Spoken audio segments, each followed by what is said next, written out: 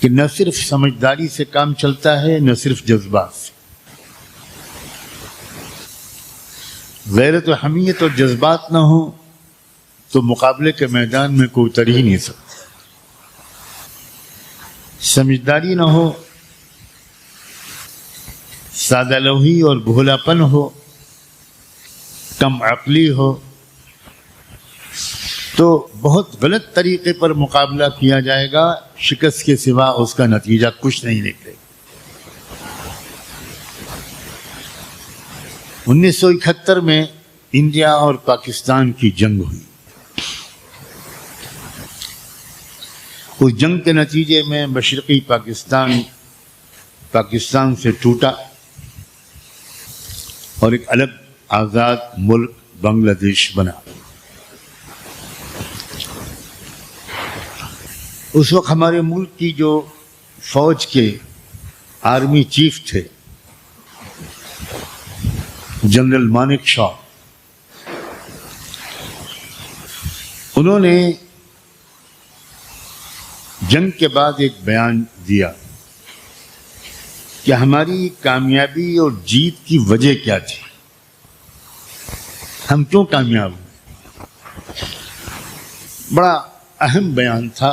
دفاعی جو سائنس ہے اس کے لحاظ سے وہ بہت اہم بیان تھا. مجھے خوب یاد ہے کہ میرے دل پر وہ بیان نقش ہو گئے.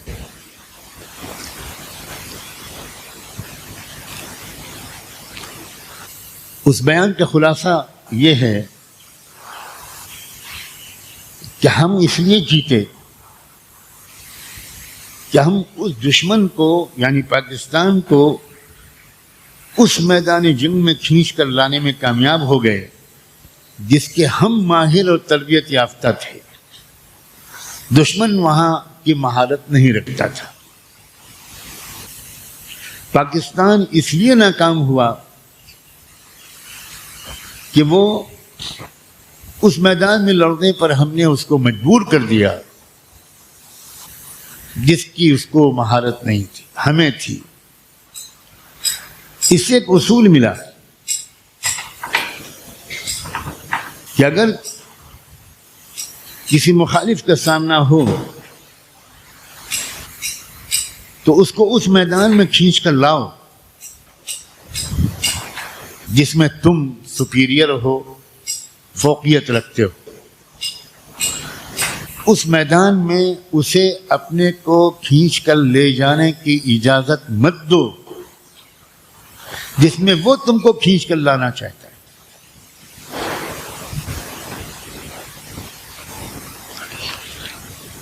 ہر کچھ دن کے بعد ایک ایسی صورتحال سامنے آتی ہے جس سے ثابت ہوتا ہے کہ پوری دنیا کے مسلمانوں کو یہ تربیت بالکل نہیں مل رہی اور مسلمان صرف جذبات کے سہارے بہت سمجھداری سے دور رہتے ہوئے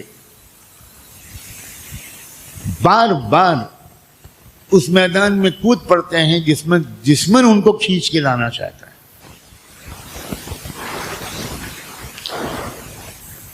اسلام کی دشمن طاقتیں اچھی طرح جانتی ہیں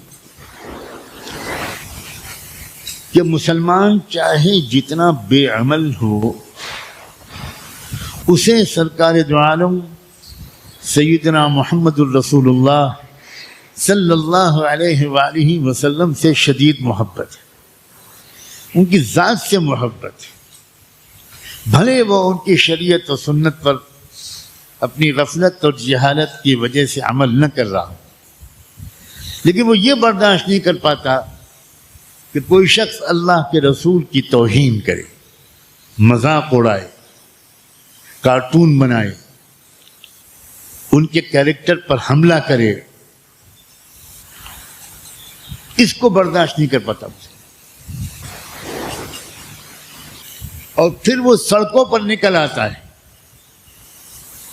جلوس نکالتا ہے، توڑ پھوڑ کرتا ہے. بعض وقت طرح طرح سے اپنی غصے کی آگ کو بجھانے کی کوشش کرتا ہے.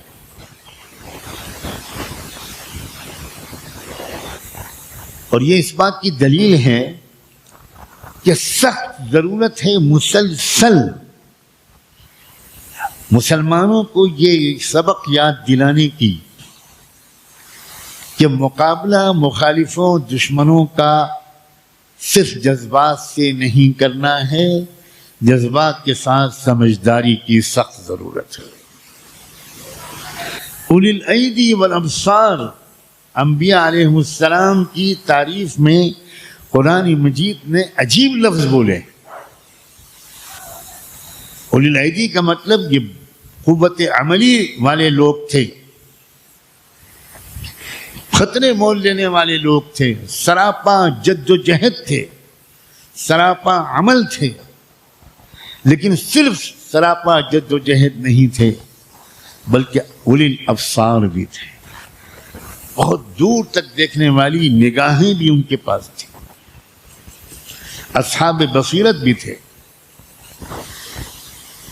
ابھی حال میں ہمارے ملک میں، ہمارے اسی صوبے مہاراشٹر میں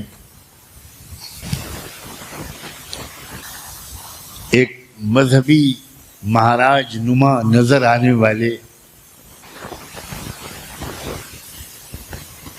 صاحب نے، اب ان کے بارے میں کیا تبصرہ کروں، ان کا جو قد ہے تہذیبی، ان کی جو علم کی سطح ہے وہ اس قابل ہی نہیں ہے کہ اس کے بارے میں کوئی لفظ بولا جائے.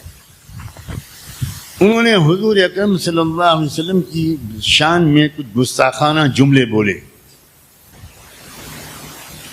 بس کیا تھا کہ مسلمانوں میں نفرت غصہ پھوٹ پڑا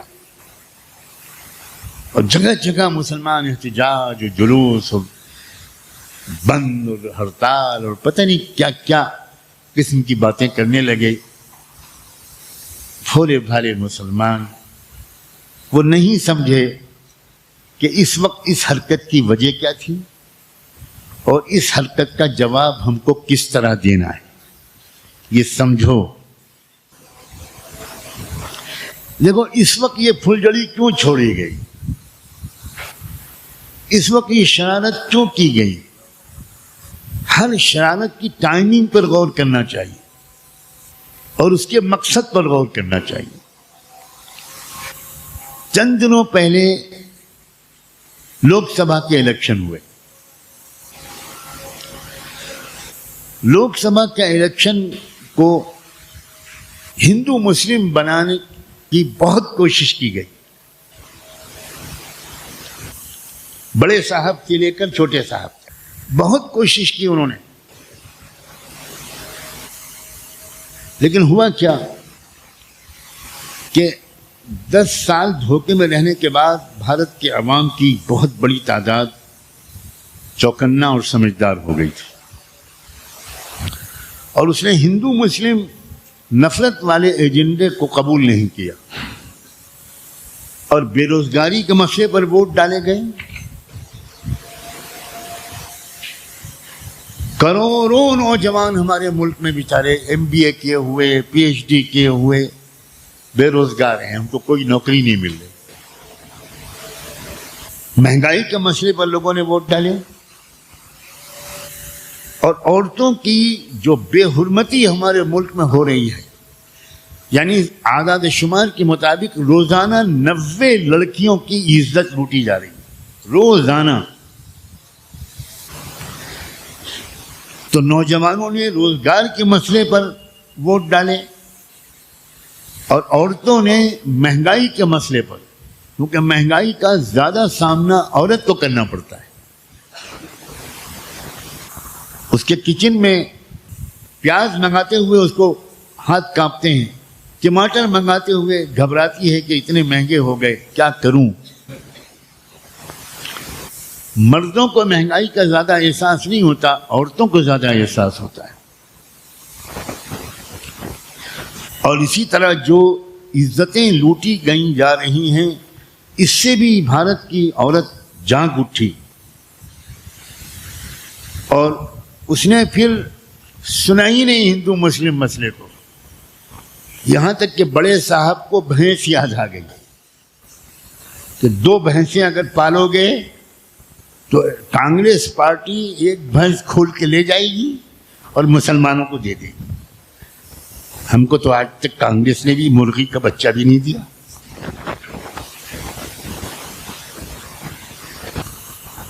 پھر بھینس سے اترے تو منگل سوتر پہ آ گئے. ہندو عورتوں سے کہا کہ یہ کانگریس تمہارا منگل سوتر چھین کے لے جائے گی اور مسلمانوں کو دے دے گی. تمہارے گھر کا ایکس رے ہوگا. گھر کی ایکس رے مشین بھارت نے بنا لی ہے. بھارت زندہ باد. تمہارے گھروں میں ایکس رے مشین آئے گی اور گھر کا ایکس رے ہوگا اور سب کچھ تم نے جو چھپا کے رکھا ہے سونے کے بندے اور بالیاں وہ ایکس رے مشین میں فوٹو آ جائے گا. الماری توڑ کر وہ نکال کے لے جائے گا, مسلمانوں کو دے دے گا. خبط الحواسی, ذہنی خلل. اور کیا کہا جائے. اس سب کے باوجود بھارت کے ووٹ دینے والوں کی بہت بڑی تعداد نے اس چکر میں وہ نہیں پڑے اور انہوں نے بے روزگاری, مہنگائی, عورتوں کے عدم تحفظ, کسانوں کی بری حالت, روزانہ کوئی نہ کوئی علاقے میں 1-2 کسان خودکشی کر رہے ہیں, ان ایشوز پر ووٹ ڈالے.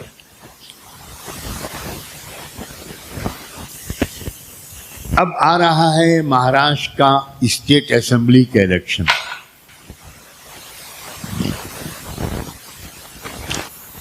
تو پھر اس کے لیے اپنے کسی برابر کے سمجھدار مہاراج کو چنا گیا. احمقوں کی کمی تو ہے نہیں. 1 ڈھونڈو 1000 ملتے ہیں اور ہمارے ملک میں تو بے ڈھونڈے ہی ملتے ہیں.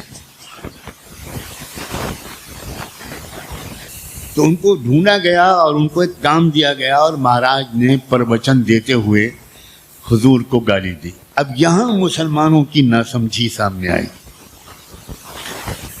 یہ بات مسلمانوں کو سمجھ لینی چاہیے. اور میں اس وقت اس جمعے کی خطاب کے ذریعے مہاراشٹر, جھارکھنڈ, ہریانہ اور جموں کشمیر ان 4 صوبوں میں جہاں صوبائی الیکشن ہونے والے ہیں ان کو یہ بات یاد دلا رہا ہوں اور پورے ملک کے اور عالم کے مسلمانوں کو یہ بات یاد دلا رہا ہوں کہ مخالفوں کی سازشوں کا جواب صرف جذبات سے دینے سے کام نہیں چلتا, سمجھداری کی بھی ضرورت پڑتی ہے.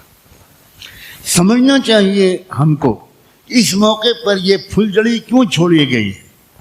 اس لیے چھوڑی گئی ہے کہ وہ مسلمانوں کی دکھتی رگ کو سمجھتے ہیں. وہ سمجھتے ہیں کہ وہ مسلمان جو 5 وقت کی نماز بھی نہیں پڑھتا وہ بھی سرکار دو عالم کی عزت و آبرو اور ناموس کی حفاظت میں جان دینے کو تیار ہو جائے. اس لیے انہوں نے اس موضوع کو چھیڑا. تو ہمیں اس سازش کا مقابلہ اس طرح نہیں کرنا چاہیے. جذبات پر قابو میں رکھنا آسان نہیں ہے, میں مانتا ہوں, لیکن ہمیں سمجھنا چاہیے کہ اس سازش کا مقابلہ اس طرح کرنا سے دشمن کو نقصان پہنچے گا, مخالف کو نقصان پہنچے گا, یا ہم مخالف کے بچھائے ہوئے جال میں پھنس رہے ہیں. وہ ہمیں سڑکوں پر نکالنا چاہتا ہے اور ماحول کو ہندو مسلم مسئلے سے مغلوب کر دینا چاہتا ہے تاکہ الیکشن جب ہو اگلے مہینے میں تو اس وقت ہندو مسلم نفرت کے ماحول میں الیکشن ہو.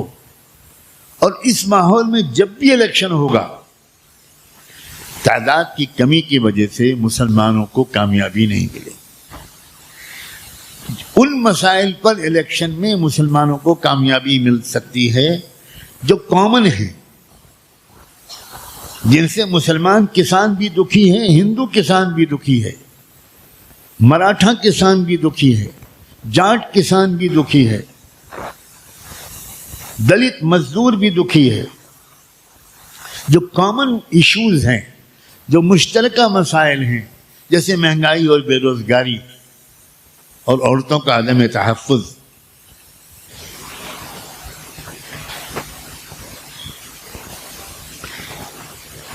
اگر ہم نے ان کی اس شرارت کا جواب غصے میں آ کر دیا، سڑکوں پر نکل کر دیا، تو ہم تو یہ سمجھ رہے ہیں کہ ہم آبرو رسول اور ناموس رسول کی حفاظت کے لیے بڑا عظیم ایمانی کردار پیش کر رہے ہیں.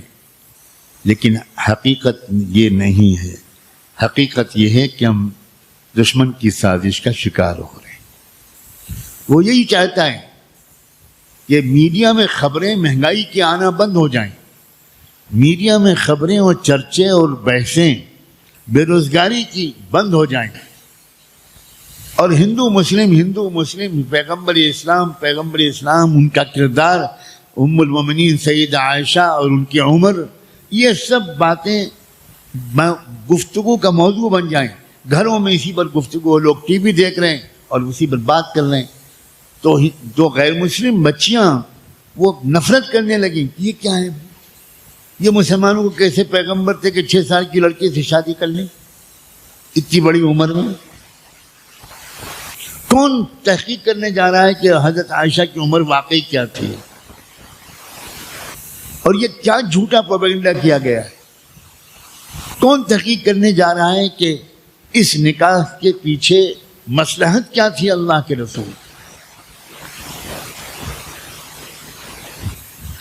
اس سے عوام سے کیا مطلب ان باتوں کا؟ عوام کا ذہن ہی نہیں جاتا ان باتوں کی طرف. نوجوان طلباء اور علماء کی ذمہ داری ہے کہ رسول اللہ صلی اللہ علیہ وسلم کی سیرت کے ہر پہلو پر ان کو بصیرت حاصل ہو، اور وہ پورے اعتماد اور ڈنکے کی چوٹ پر پوری بات کر سکیں.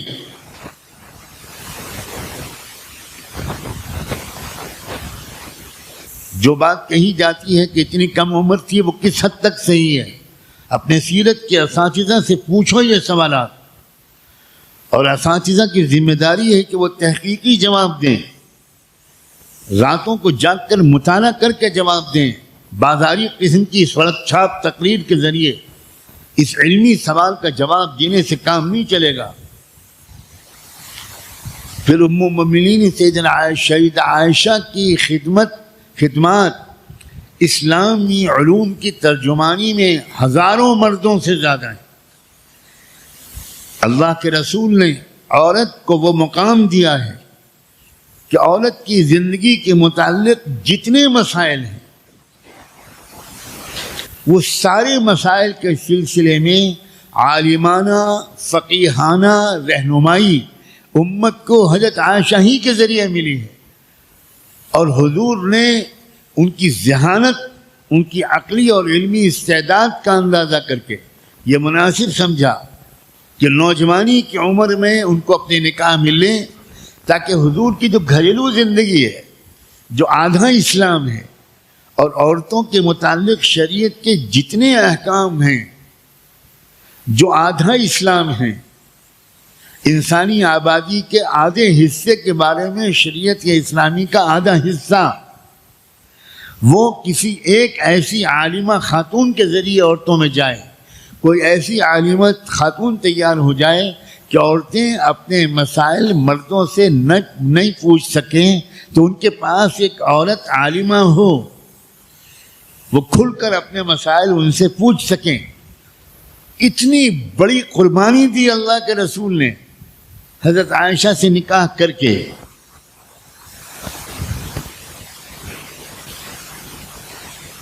جو عمر لذتیں اٹھانے کی نہیں، اس عمر میں حضور صلی اللہ علیہ وآلہ وسلم نے یہ قدم اٹھایا. تو اساتذہ اور طلبہ کی ذمہ داری ہے کہ وہ ان مسائل پر تحقیقی قسم کی بات نوٹ کریں، لکھیں، ایک مضمون لکھیں، حوالے نوٹ کر کے اپنے پاس رکھیں، اور وقتاً فوقتاً جب اپنے اپنے علاقوں میں موقع ملے تو عوام مسلمانوں کو ایک تو یہ بات سمجھائیں سیدہ عائشہ کے بارے میں، اور دوسرے یہ اصولی بات سمجھائیں کہ دشمن جس پالے میں تم کو کھینچ کر لڑنا چاہے اس پالے میں جانے کی غلطی کرنے کی عادت چھوڑ دو. جو ایشو اٹھایا جائے اسی پر تم ریئیکٹ کرنے لگو بغیر سوچے سمجھے کہ فائدہ اس پر ریئیکٹ کرنے میں ہے یا فائدہ اس وقت موضوع بحث بدل دینے میں.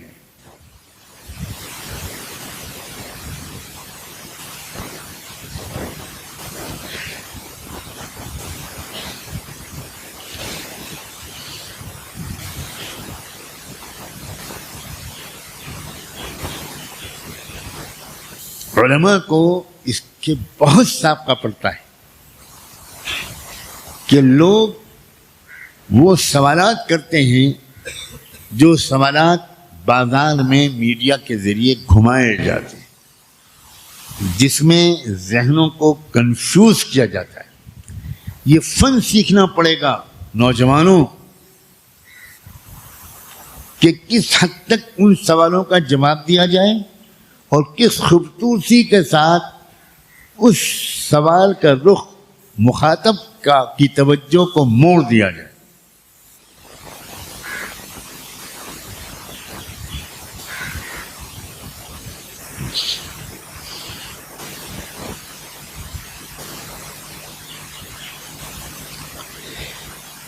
مجھے امید ہے کہ یہ بات اس مختصر گفتگو میں اس حد تک واضح ہو گئی ہوگی اور یہ پھیل جائے خدا کرے اور ہر کچھ دن کے بعد یہ بات مسلمانوں کو یاد دلائی جائے.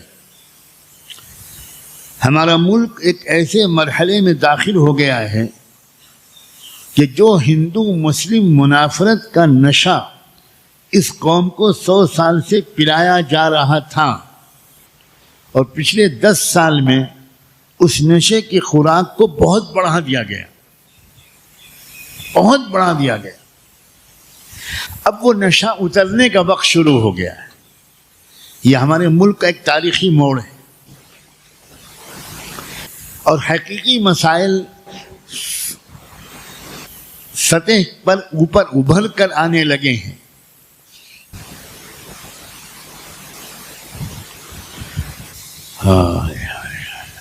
ہاں مسلمانوں کی ذہنی اور عقلی تربیت بہت کم ہو رہی ہے. علماء اپنے بہت محدود موضوعات سے باہر نہیں نکل پاتے. اپنے بیانوں میں وہ حسب ضرورت گفتگو کے موضوعات پر گفتگو نہیں کر پاتے.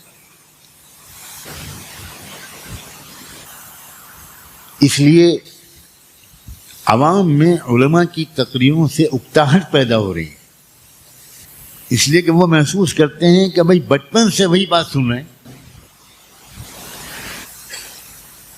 یہ ایسے علماء خدا کرے یہاں تیار نہ ہو، یہاں ایسے علماء تیار ہوں کہ جیسی ضرورت ہے ویسے ہی تمہارا ہفتے واری خطاب ہو، تمہارا درس قرآن درس حدیث ہو